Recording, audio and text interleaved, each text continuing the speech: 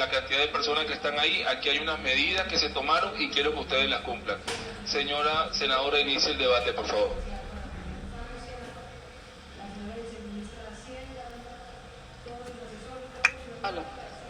Gracias, señor presidente. Quiero agradecerle a todos los senadores presentes, a los funcionarios que se han hecho presentes, la señora ministra de Educación, la señora directora del ICBF, la señora consejera presidencial para Primera Infancia, la señora viceministra de Hacienda, todos sus asesores. Debo en primer lugar agradecerles públicamente a todas estas entidades que con mucha paciencia y dedicación han atendido todos nuestros requerimientos de información en estas semanas para preparar este debate. Y a los miembros de nuestra bancada de la Alianza Verde, por su voto de confianza en el senador Navarro y yo, para que adelantemos este debate sobre un tema que sin duda estamos convencidos convoca el interés de todo el país, que es el tema de la educación y primera infancia. No tenemos la menor duda de que el país ha avanzado en ese tema. No tenemos la menor duda, y no es el objeto de este debate, cuestionar ni poner en duda los avances presupuestales de cobertura de calidad que ya ha tenido el gobierno del presidente Santos en su primer mandato. Lo que queremos y lo que esperamos hacer con este debate es aterrizar la propuesta que hizo el presidente Santos al empezar su segundo mandato, de que quiere que Colombia sea la más educada de América Latina en el año 2025, aterrizar esa propuesta. Estoy segura que todos los colombianos compartimos ese propósito, pero ese propósito requiere unas acciones y unas inversiones. El propósito de este debate es contarle al país cuáles son esas acciones y cuáles son esas inversiones. Empecemos por cómo entiende la bancada de Alianza Verde el tema de educación. Que me da una cosa para empezar también. Por orden del debate, dado que lo vamos a hacer el senador Antonio Navarro y yo, hemos acordado con el señor presidente del Senado que tendremos una intervención inicial de 10 minutos sobre primera infancia, una siguiente de 20 minutos que hará el senador Navarro sobre educación básica y media, luego continuaré yo nuevamente otros 20 minutos sobre el tema de educación superior y finalmente terminará el senador Navarro sobre el tema del ICETEX y el costo global de la estrategia de educación que aquí proponemos. Empezamos entonces con el primer tema. Para la bancada de Alianza Verde, la educación es un ciclo de formación para la vida que arranca con la prevención del embarazo adolescente e indeseado. Ahí es donde empieza y debe empezar nuestro compromiso como sociedad con la educación. Mientras Colombia siga teniendo, como tiene hoy, al 19% de sus niñas menores de 19 años en estado de embarazo, 6.500 de esas niñas entre 10 y 14 años luego legalmente fueron violadas, y sigamos teniendo aproximadamente 162.000 embarazos adolescentes o indeseados al año, esta sociedad, señores congresistas, no es viable. No es viable ninguna de las tres grandes metas del gobierno, ni paz, ni equidad, ni educación. De manera que el primer propósito que tenemos que ponernos es reducir sustancialmente, pero sustancialmente, señora directora del ICBF, es reducir a tasas siquiera del 5% anual, sostenidas, esa tasa de embarazo adolescente e indeseado. Ese es nuestro primer llamado. Ahí es donde arranca realmente la mejora en la calidad de educación. Segundo, sigamos en la presentación. Sigamos. Segundo, no cabe duda, todos los estudios en Colombia y en el mundo demuestran que la inversión en primera infancia es la inversión social más costo eficiente. Es decir, si uno compara inversiones sociales deseables todas, duplicar la cobertura en básica y media, triplicar la inversión en educación superior, incrementar el programa de Familias en Acción. Si uno compara todos esos programas sociales deseables con la inversión en primera infancia, siempre le da que la inversión en primera infancia produce más réditos en la reducción de embarazo adolescente, en la reducción del número de hijos por familia, en la reducción del número de ciudadanos que dependen de programas sociales del Estado, La inversión en primera infancia, como ninguna otra, señores congresistas, predice el nivel de educación que va a tener alguien a los 18 años, predice el nivel de ingresos y oportunidades laborales que tendrá alguien a los 33 años. De manera que aquí estamos hablando de empezar por la mejor y mayor y más impactante inversión social que puede hacer el Estado colombiano, la inversión social en primera infancia. Sigamos. Después de contrastar montones de información del ICBF, de diferentes fuentes, etc., pongamos esto en contexto. Colombia tiene hoy 5.1 millones de niños entre 0 y 5 años. 5.1 millones. De esos, 2,5 millones de niños están en condiciones de vulnerabilidad, es decir, dependen para que se cumplan sus derechos consagrados en la Constitución, en diferentes leyes que ha aprobado este Congreso, dependen de la atención del Estado. Sus familias por sí solas y sus ingresos no podrán asegurarles sus derechos. De manera que empecemos a enfocarnos. De lo que vamos a hablar aquí es de cómo asegurar la prestación con calidad de los servicios de primera infancia para esos 2,5 millones de niños. Sigamos. El ICBF tiene una enorme cantidad de programas. El ICBF ha liderado con la Comisión Intersectorial de Primera Infancia una formulación. Yo no he visto, dudo que en otro sector francamente haya un mayor nivel de consultoría que el que se ha hecho en primera infancia en los últimos 10 años. Es impresionante la cantidad de estudios con firmas nacionales, extranjeras, Universidad de los Andes, Econometría, la Universidad de Yale, los mejores cerebros dedicados a pensar cómo podemos cumplir con los derechos de los niños de Colombia. Yo celebro ese conocimiento puesto al servicio del país. Pero, señores funcionarios, llegó la hora de pasar de los estudios a las acciones. Porque el gobierno no hace consultorías para publicar libros. El gobierno hace consultorías para tomar decisiones. Y vamos un poquito atrasados. El gobierno del presidente Santos se había propuesto la meta de cubrir con la estrategia de 0 a siempre a 1.2 millones de niños en su primer gobierno. No la alcanzó a cumplir. Al día de hoy llega a 959.000 niños solamente. Luego nuestro segundo llamado es, no podemos volver a fallar, no podemos volver a fallar. Tenemos que cubrir en estos 4 años a los 2.5 millones de niños vulnerables de 0 a 5 años. Lo segundo que le queremos decir a los funcionarios es, pongámonos de acuerdo, su propia consultoría dice que es inversión de calidad en primera infancia.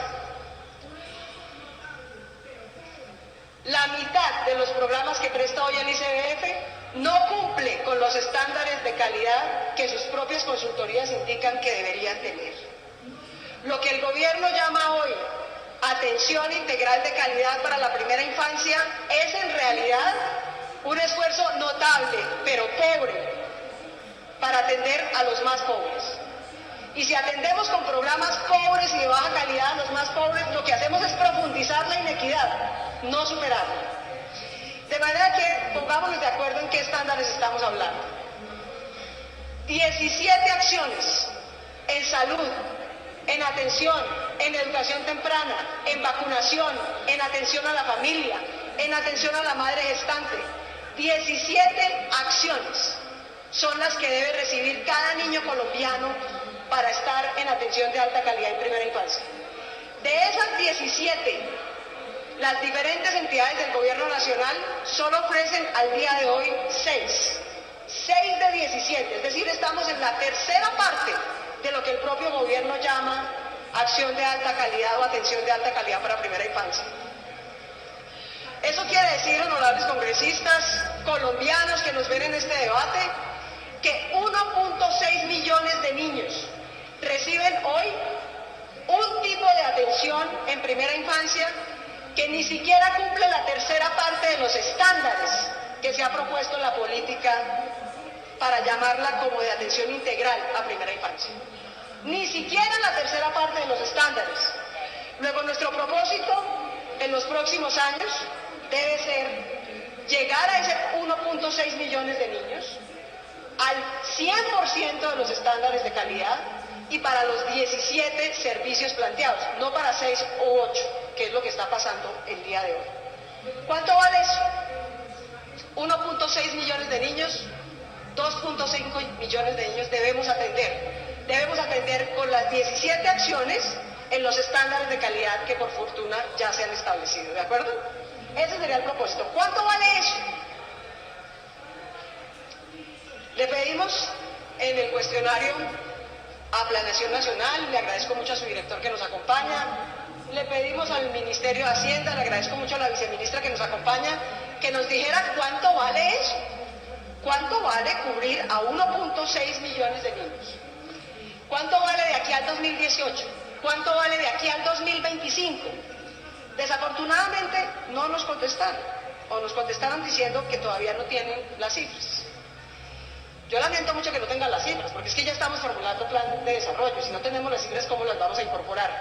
Pero gracias a los estudios y a toda la información que hay en universidades y en entidades, entonces el equipo del senador Navarro y el mío nos dimos a la tarea de hacer la tarea que le correspondía a Planeación y Hacienda, cálculo.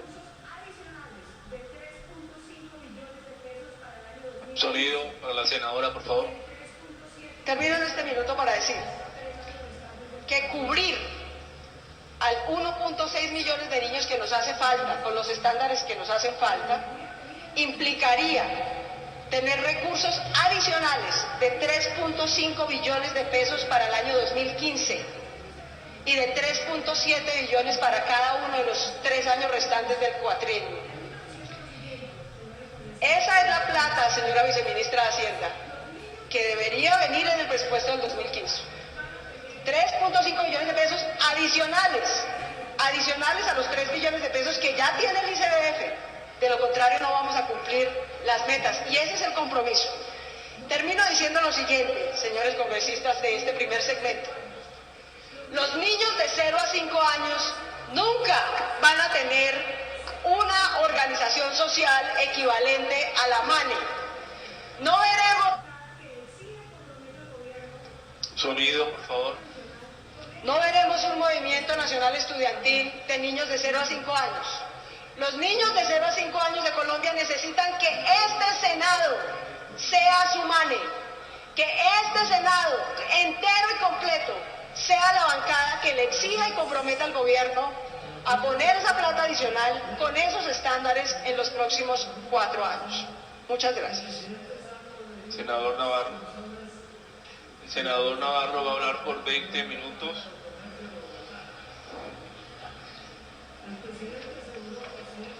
Gracias. Como el tiempo es solo, vamos a hablar. Leo.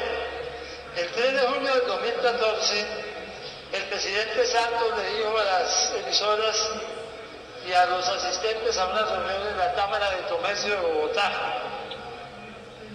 El presidente aseguró que si es reelegido, se compromete a aumentar en un punto adicional del PIB para la educación en su primer año de gobierno. Un punto adicional del PIB es 8.2 billones de pesos. El aumento del presupuesto de educación a duras penas pasa de 1 billón de pesos, 0.2%. De verdad que, ya se lo dije al presidente personalmente, empezó incumpliendo. Es hora de ponerse las pilas y de hacer que este incumplimiento inicial se corrija para que la educación sea un propósito nacional y podamos dar un salto adelante en la educación. Vamos a hablar de educación básica y educación media. Son dos los propósitos de ese sector de la educación. Por un lado, la jornada única y por otro lado, el mejoramiento de la calidad. ¿Qué significa la jornada única? Significa pasar de 5 horas que están estudiando hoy los colegios de doble jornada a 8 horas, como estudian los colegios privados. Hemos hecho el cálculo de cuánto es eso en tiempo. Son 4.320 horas en los 12 años de formación. 540 días escolares y 3 años de diferencia. Estudiar 5 horas o estudiar 8 horas son 3 años de diferencia en horas de clase.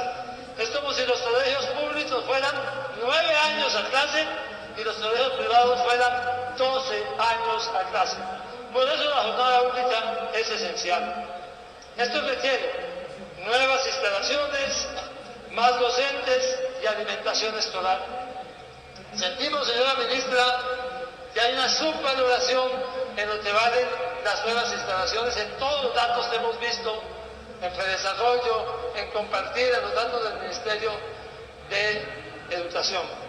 Hay unos datos que presentó Ángel Pérez Martínez recientemente, el 1 de septiembre del 2014, en Razón Pública. Ángel Pérez Martínez fue funcionario de la Secretaría de Educación de Bogotá y estuvo construyendo colegios. Y él hace unos datos que nos parecen que son los correctos. En la jornada de la tarde van 2.1 millones de estudiantes. Estos son los que necesitan donde asistir para que se pueda hacer jornada única o jornada completa. Si se hacen colegios de 700 estudiantes, no de 1.400 o 1.500, que son muy difíciles de controlar. La verdad es que además es difícil encontrar los lotes para esos colegios.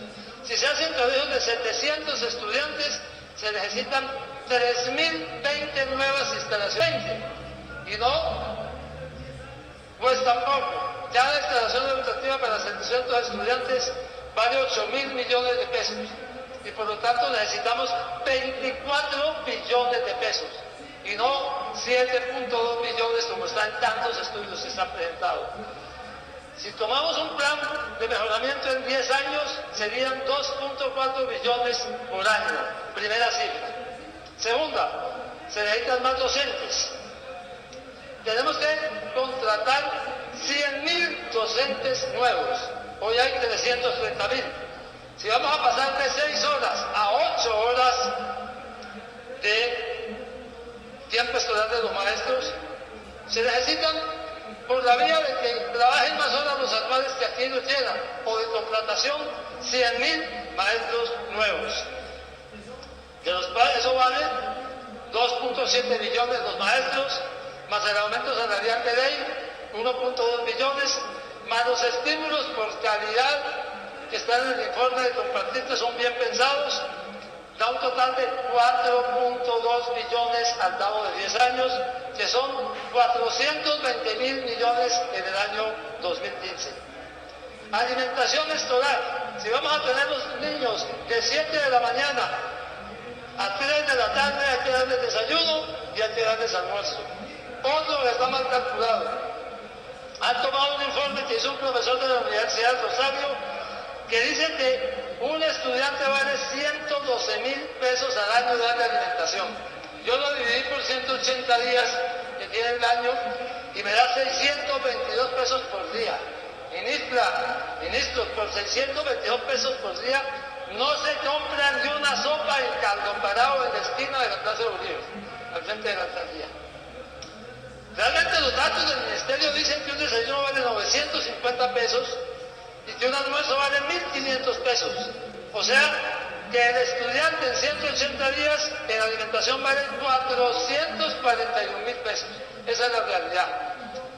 Y para los 8.8 millones de estudiantes que están en la educación pública, eso da 3.7 billones de pesos. También vemos que está mal calculado en muchos de los estudios que hemos mirado.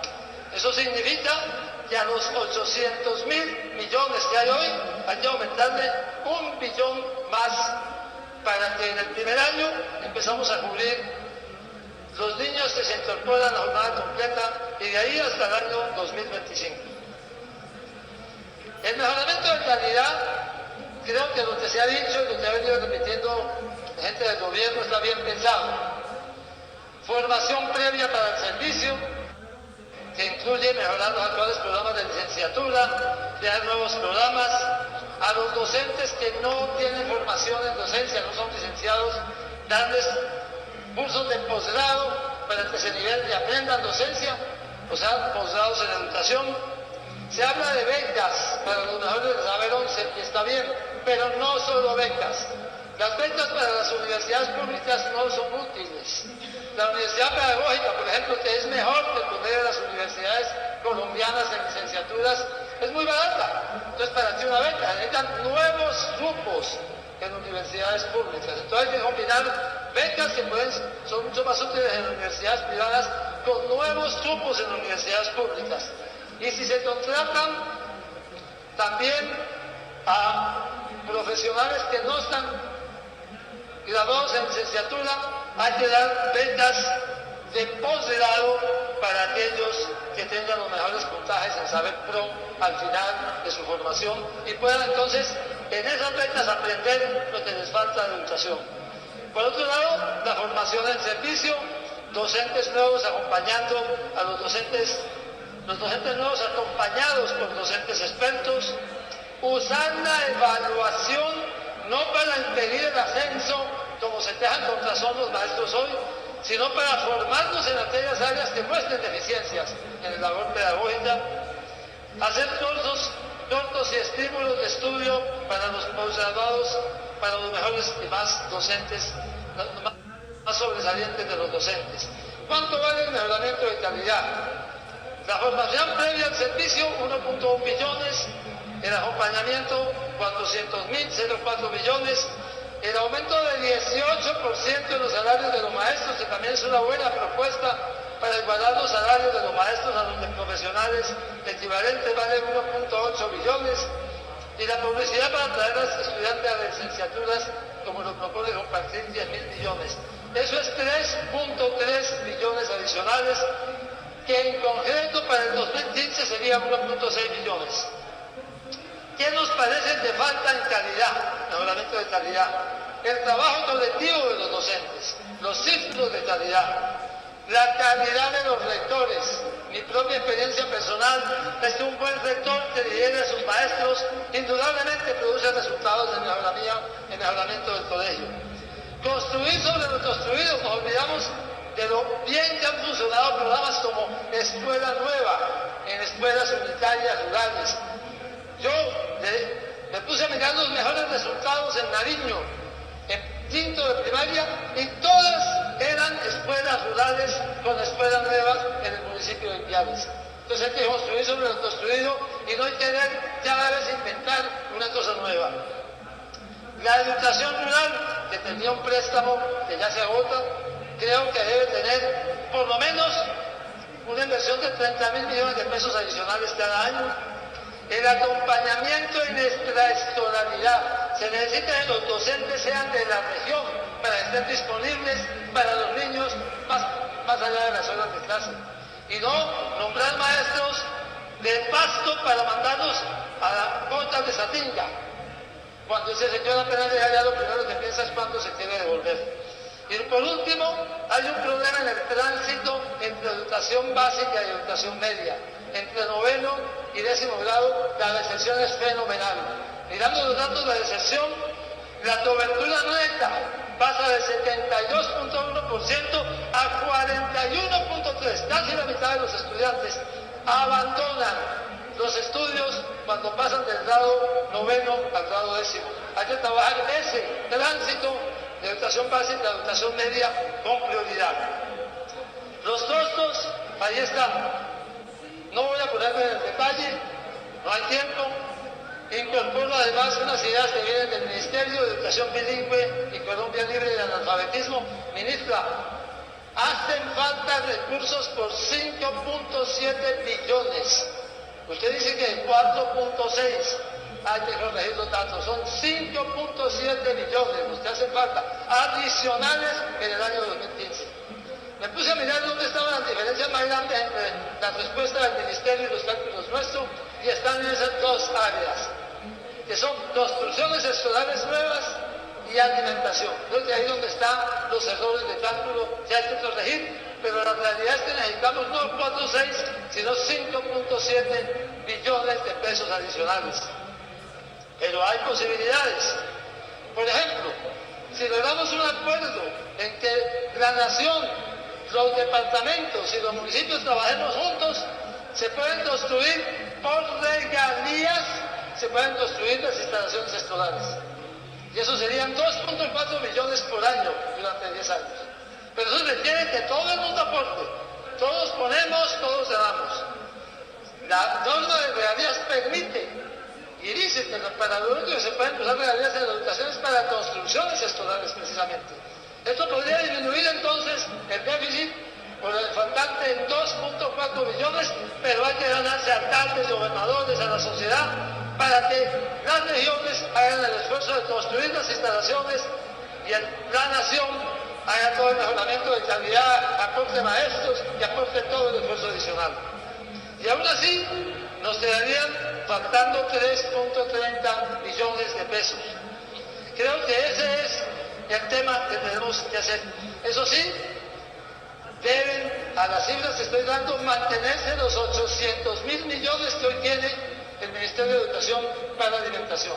O sea, alimentación vale 1.8 billones, que son 1 billón nuevo y 800.000 que ya están y se maneja el presupuesto del Ministerio de Educación para 4.100.000 estudiantes.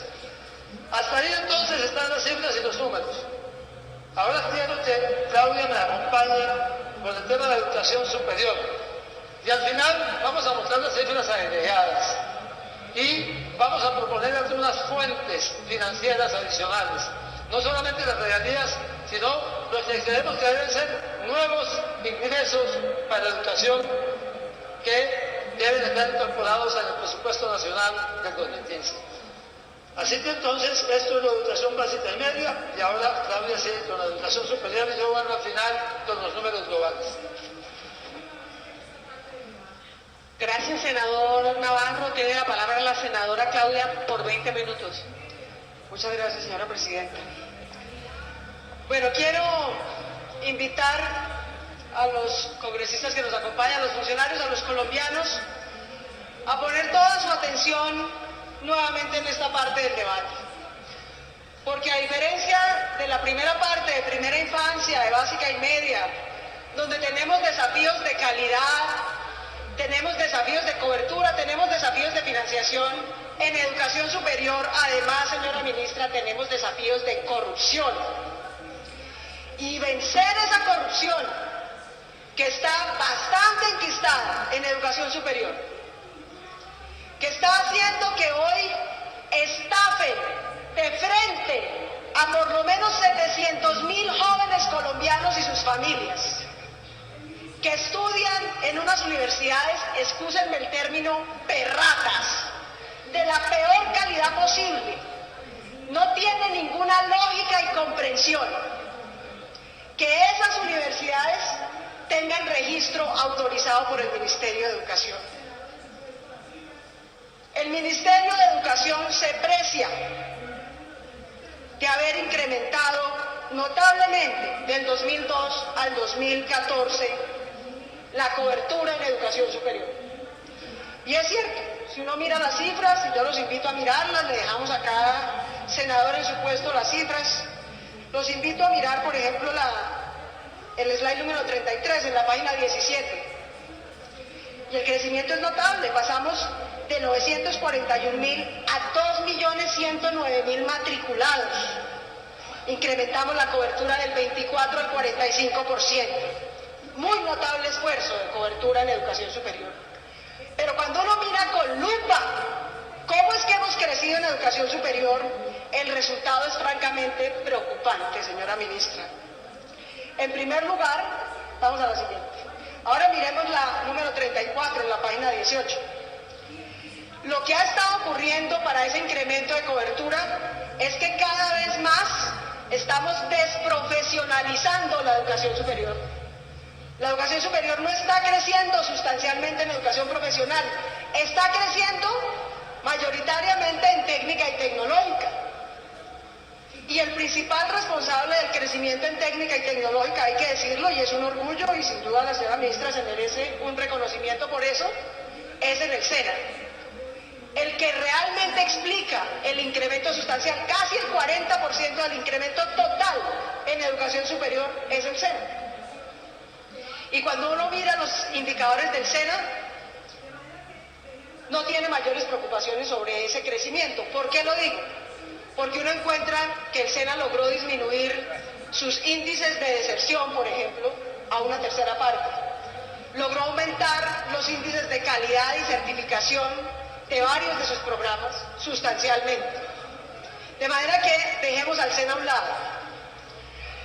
Pero sin SENA, si uno descuenta el SENA, realmente el responsable del crecimiento en la cobertura es la educación privada. La educación privada es la que está jalonando el crecimiento. Siguiente. Y eso se comprueba en la siguiente gráfica, y es que como ustedes ven esa línea azul estándar, es que no ha crecido el número de instituciones de educación superior públicas, están estancadas. En los últimos 20 años realmente no ha crecido una nueva universidad pública. Las que crecen, como ustedes ven, en número de instituciones de educación superior son las privadas. Siguiente. Ahora, si uno mira ya no por número de instituciones de educación, sino por programas, y por programas acreditados. Señora ministra, eso que el Ministerio de Educación llama registro para iniciarse es una vergüenza. En este país cualquiera con un copy-paste por internet y unos escasos recursos puede abrir un programa de educación superior. Eso es inadmisible. En cambio, lo que se llama registro de acreditación de alta calidad, que realmente no es de alta calidad, lo único que es que está por encima de los mínimos del registro calificado. Y el registro calificado es un estándar bajo, mínimo, que no asegura ninguna calidad, que asegura sí que uno puede abrir una universidad, abrir un programa, captar recursos del público, enriquecerse como lo están haciendo muchos con esos recursos y devolverle a sus estudiantes un título con el que no van a conseguir ningún trabajo. Para mí UTL hice un concurso público y recibí muchas hojas de vida de muchos jóvenes colombianos que querían trabajar con nosotros. Recibí, por ejemplo, algunos de universidades como la San Martín y de otras universidades que me decían que han estudiado negocios internacionales, comercio exterior. Entonces les dije yo, bueno, maravilla, entonces vamos a hacer esta entrevista en inglés, porque evidentemente esos son los mínimos estándares que tú debes tener si vas a estudiar en negocios internacionales. Ninguno sabía. ¿Cómo va un joven que recibe un título de negocios internacionales a trabajar si no domina una segunda lengua como el inglés? Admitir eso en ese tipo de programa es alcahuetear que están estafando a esos jóvenes. Y eso, señora ministra, le pasa a casi 800.000 jóvenes colombianos cada día. Y el Ministerio de Educación prácticamente no ha hecho nada al respecto. Pero si en la educación privada llueve, en la educación pública no escampa. Cuando uno mira, sigamos, ¿en qué universidades públicas ha crecido la cobertura, ha crecido el número de estudiantes? Encuentra que por número, después del SENA, a quien le debemos 383.000 cupos nuevos del incremento de cobertura en superior, la segunda universidad pública que tiene el mayor crecimiento en número, 41.000 nuevos cupos, qué dicha, qué emoción, es la Universidad Nacional Abierta y a Distancia, universidad pública, la UNAM. Esa universidad es después del SENA la que mayor número de cupos ha crecido.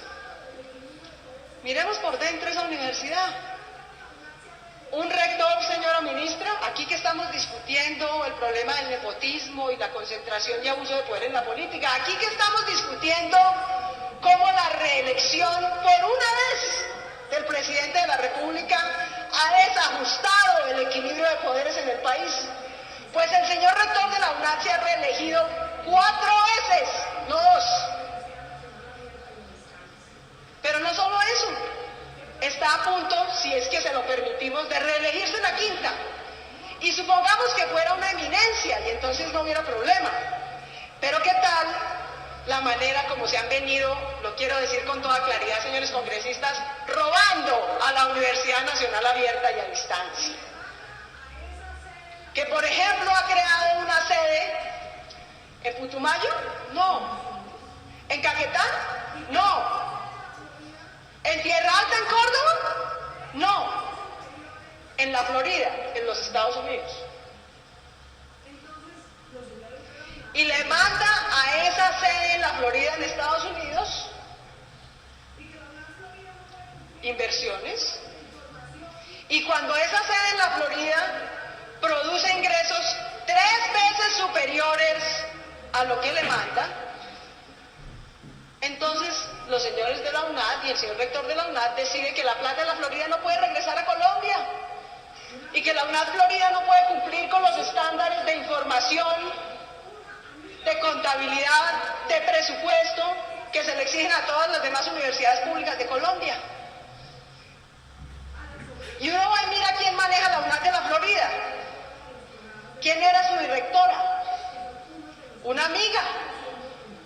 Así, con ese criterio meritocrático, una amiga muy querida del señor rector, que a su vez nombró a la sobrina del rector como directora de los programas de lenguas, programas virtuales que son unos de los que más están creciendo en la UNAD. Y el primo de la sobrina del rector de la UNAD es a su vez el vicerrector de Relaciones Internacionales de la UNAD, que entre otras cosas debe observar, vigilar y acompañar a la sede de la Florida. Todo un círculo familiar, nepotismo puro,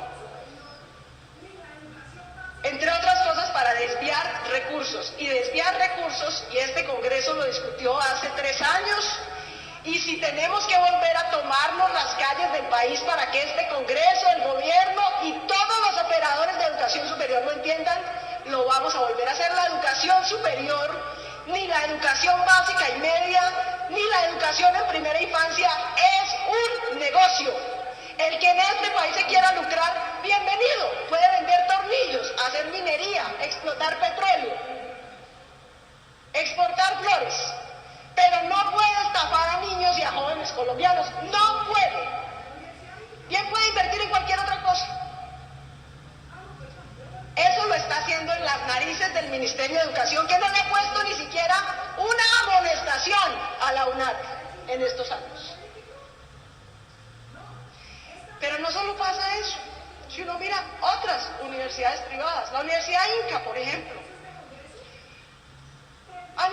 Debo recordar que la gran contribución de algunos en este Congreso en el pasado a la UNAD, ¿le han hecho un debate de control político? No, estas denuncias han salido en los medios de comunicación desde hace casi 2 años. ¿Y qué hizo este Congreso? Condecorar al señor rector de la UNAD. De manera que nos queda muy difícil mejorar la educación superior en Colombia si incluso las universidades públicas no tienen vigilancia, se vuelven un centro de nepotismo y corrupción. Este Congreso los premia y los exalta y el Ministerio de Educación no vigila. Así es imposible.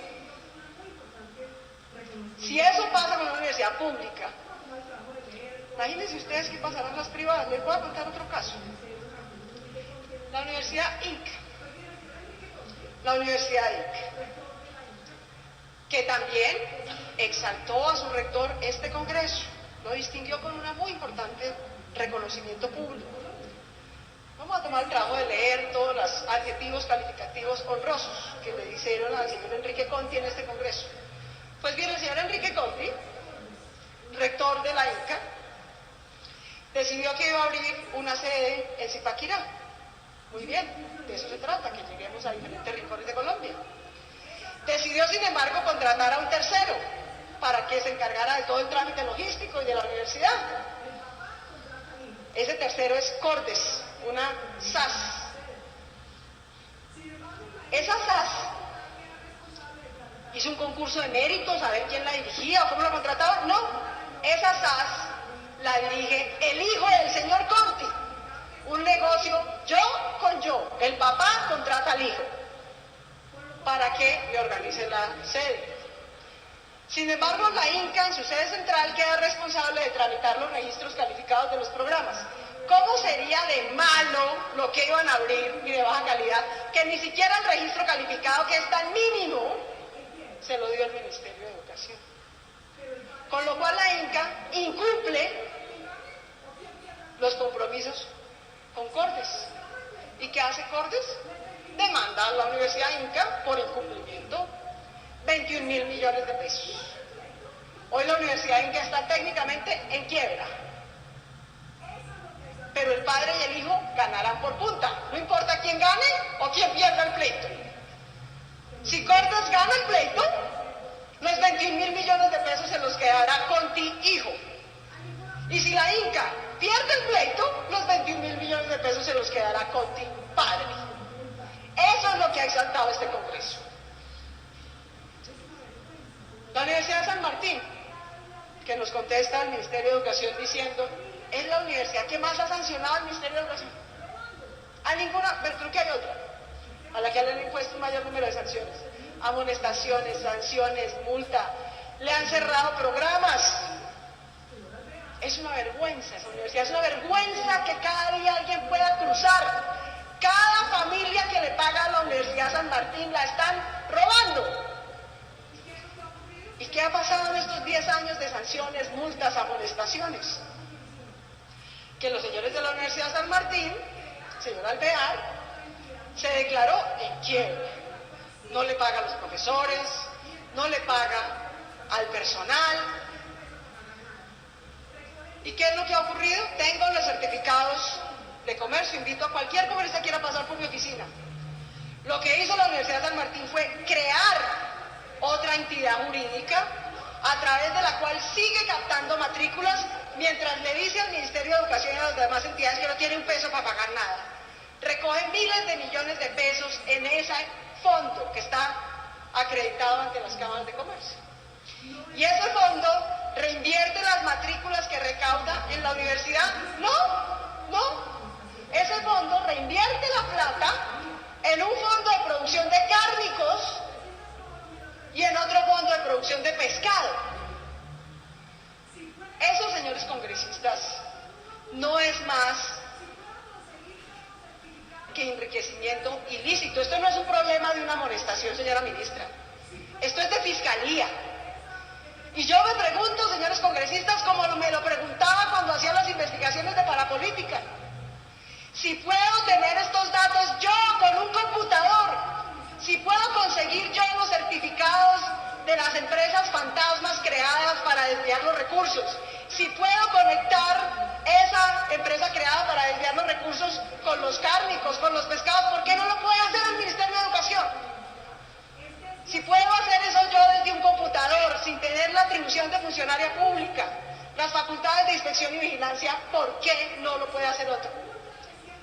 Cada peso, señores congresistas, cada peso que una universidad pública o privada no reinvierte en la universidad es desviación de recursos, es enriquecimiento ilícito.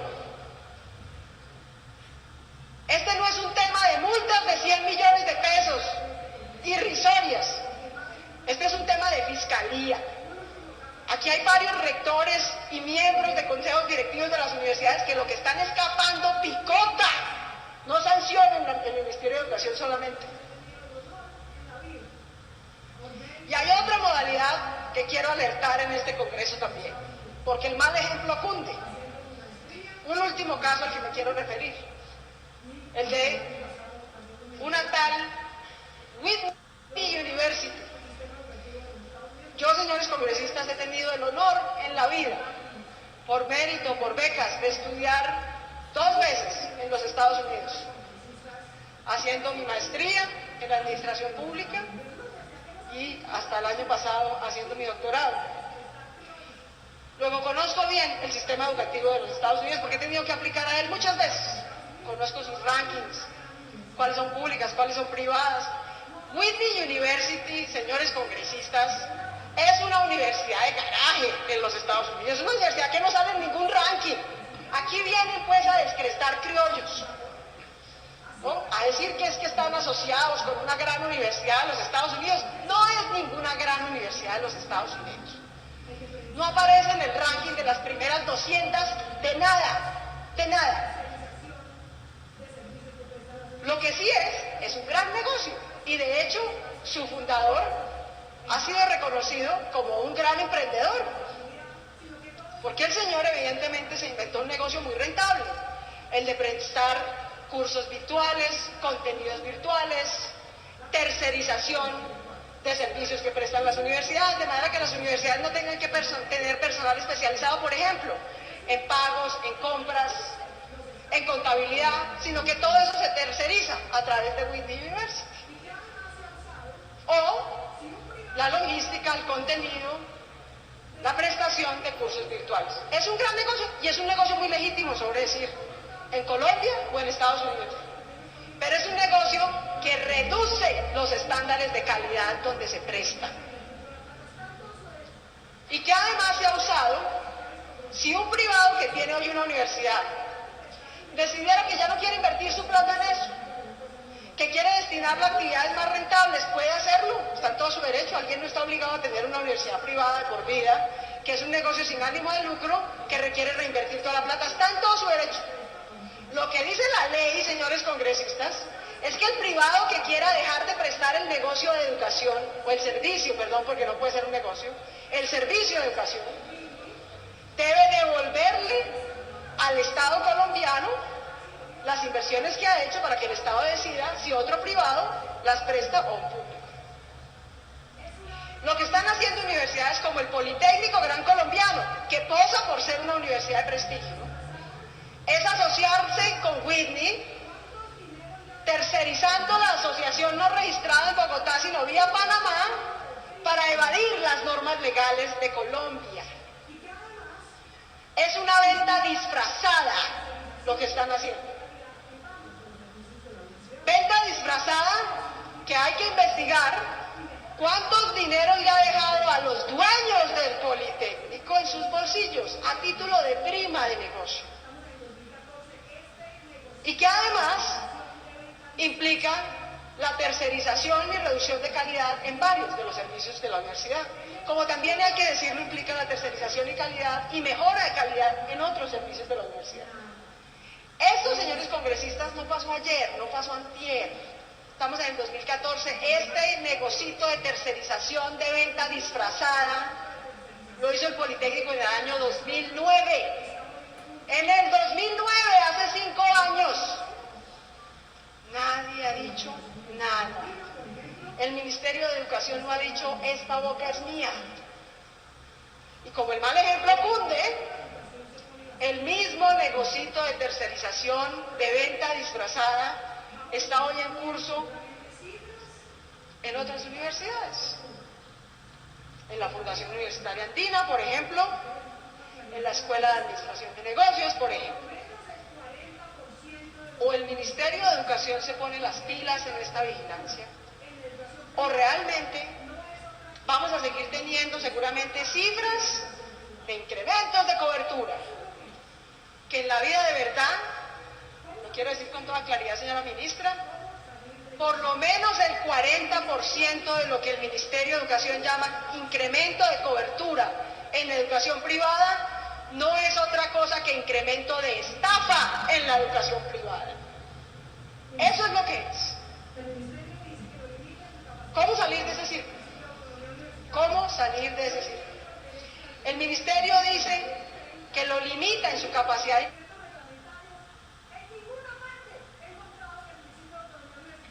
Termine, senadora, por favor.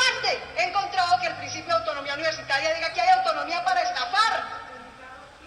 ¿Eso a quién se le ocurre? No se pueden seguir escudando en ese principio. Y si este Congreso tiene que reglamentar ese principio para que algo tan obvio quede claro, pues lo haremos. Pero no podemos seguir permitiendo esa estafa. Segundo, eso que el Ministerio hoy llama registro calificado tiene que ascender a tener realmente requisitos de alta calidad. Los registros calificados se expiden por 7 años, así que la propuesta es muy concreta, señora ministra. Hay que elevar los estándares de registro y acreditación de todos los programas de las universidades. De manera que en los próximos 7 años, cuando vayan a renovar el registro, tengan que cumplir lo que el Ministerio llama estándares de alta calidad. Y las que hoy están en alta calidad tengan que cumplir lo que verdaderamente deberían ser criterios de alta calidad. Es decir, hasta 14 años.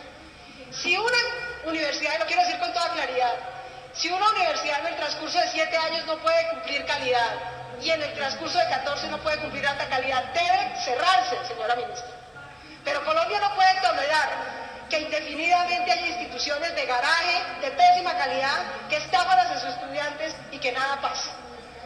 De manera que mejor quedarnos con la tercera parte de las universidades que tenemos, pero que sean de una calidad decente y que no estafen a los estudiantes. Y por último, para cumplir con la implementación de la Agencia Nacional de Calidad, con la implementación de la superintendencia, con el presupuesto que requieren las universidades públicas, que están en una deuda larga, tema que ha sido objeto de debate en este Congreso muchas veces, se requieren 1.3 billones, señora viceministra de Hacienda, 1.3 billones adicionales en el 2015 y 1.4 billones adicionales cada año hasta el 2018, si es que queremos cumplir las metas que el propio Ministerio de Educación ha señalado para Educación Superior al 2025 y las que el Acuerdo por lo Superior ha señalado para Colombia hasta el año 2034. Muchas gracias. Gracias, senadora. Tiene la palabra el senador Navarro.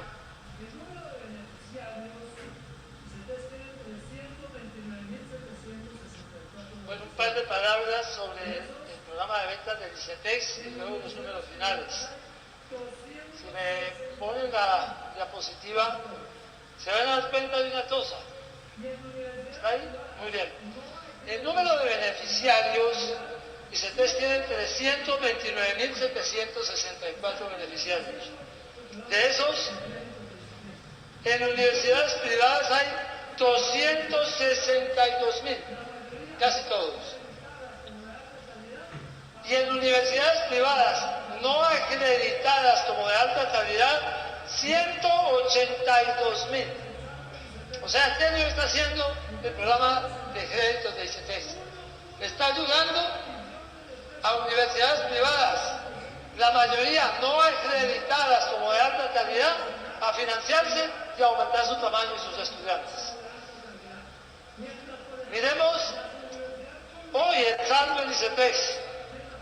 Y fíjense ustedes el dato, 1.40 billones de pesos de los 266 billones que tiene ICETEX de créditos es para universidades privadas no acreditadas como de alta calidad.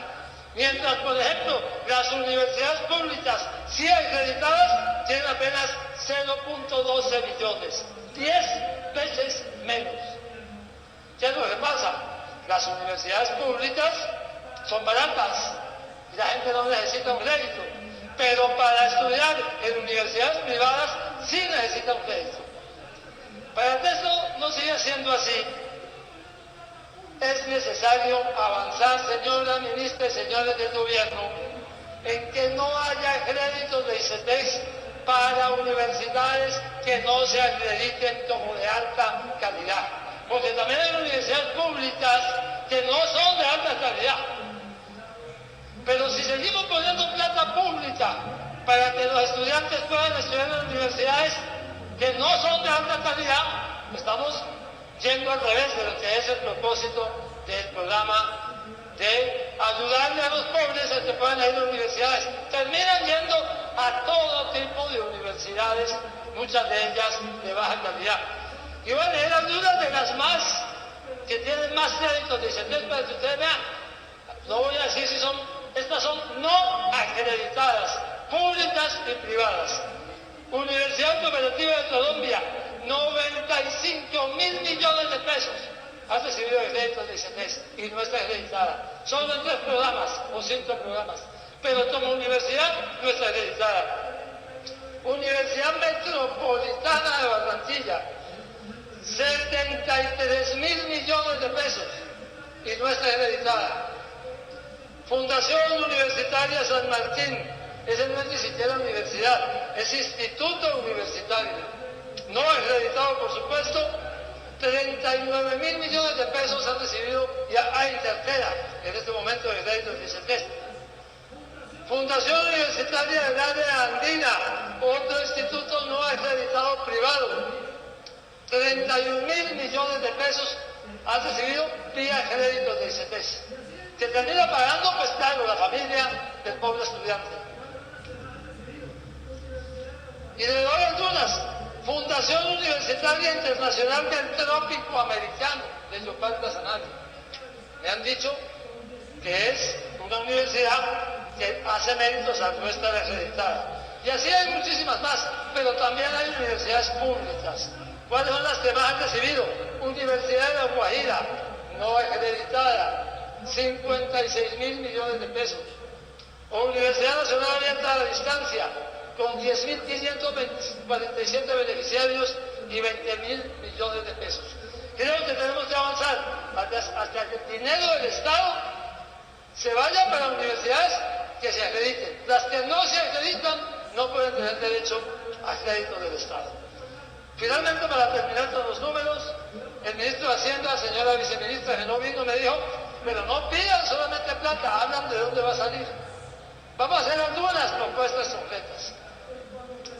Decirle pues que hay fuentes distintas a la de las que se ha hablado. Ya estoy oyendo hablar IVA para educación. Así vamos a mostrar que hay otras fuentes distintas del IVA. Primera, las empresas mineras cuando presentan su declaración de renta descuentan lo que han pagado por regalías. Y eso lo permite un conceptito de un abogado, jefe de la oficina jurídica del Ministerio de Hacienda en el 2005. Otro conceptote puede eliminar eso. Y eso significa 1.6 billones de pesos. Pero estos son dos cosas. Por una parte se descuenta, pero es que además hacen un doble descuento. En un debate que vamos a hacer a final de este mes en la Comisión Tercera, vamos a mostrar cómo es que hacen el doble descuento. Por 0.5 billones de pesos. Las petroleras menos, son sobre todo las mineras, porque las petroleras pagan el petróleo, pero las mineras pagan, como no hay una empresa estatal minera, entonces pagan el dinero y hacen este descuento. Eso vale 1.6 billones de pesos. Un impuesto de renta a los dividendos, que ya ahora en una constancia lo presentaba el senador Serpa, con la modalidad de que sean 5% para todos los dividendos y una retención en la fuente de 1%, puede producir 1.4 billones de pesos y va directamente a los dueños de acciones, y eso significa dinero de los que más dinero tienen. Pues es que cualquiera de nosotros gana salario, muy bueno el salario de los congresistas, pero estos los dueños de acción ganan el dividendo de las acciones. Las personas más ricas del país no tienen salario, tienen dividendos de las acciones, y por ese dividendo hoy no están pagando renta. El impuesto de renta también debe ser para los dividendos de las acciones. Volver permanente el punto adicional del FLEG que hay ahora. Hay un punto adicional en el 2015. Eso puede producir $500 millones de pesos adicionales para la educación superior. Hay otras exenciones que no tuvimos la posibilidad de evaluar cuánto podían producir. Las exenciones tributarias para las sociedades por acciones simplificadas, las SAS, que en los 2 primeros años pagan 0 de renta.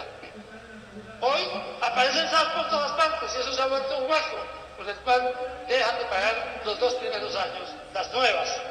Entonces, hacer una diferenciación entre SAS pequeñas, con menos de 1.000 millones de capital, máximo 10 empleados, que paguen 11% de renta los 2 primeros años y el resto que paguen la tarifa del 25% de la tarifa plena. Otra, hoy hay unos beneficios tributarios ligados a inversiones obligatorias. Por ejemplo, los contratos de estabilidad jurídica los tienen y terminan no solamente teniendo la excepción para la inversión obligatoria, sino para todas las inversiones que hagan. Que sea solamente para la inversión obligatoria, que se cumpla con la ley, pero que no se permita que sea para todas. Algún tributarista llamaba esto es una patente de torso. Otra, las deducciones sobre activos fijos, mediante un reglamento, las extendieron sobre todas las amortizaciones. Y teniendo exenciones no sobre activos fijos, sino sobre nóminas, sobre muchas cosas más. Reducirlas a que sean solamente sobre activos fijos. Y hay más, pero como no las tenemos valoradas, mencionemos pues que hay otras fuentes que pueden producir una cantidad de dinero y hacer una simplificación. Los números finales, en el año 2015, primera infancia, ya nos lo dijo la senadora López, necesita 3,5 billones.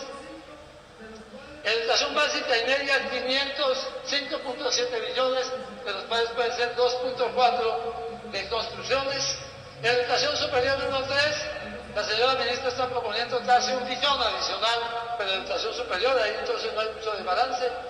Da para el 2015 10.5, de los cuales puede haber unos 3.5 que se puedan descontar y quedaría un hueco que es el que habría que llenar. En el 2025, esos son 14.3 billones de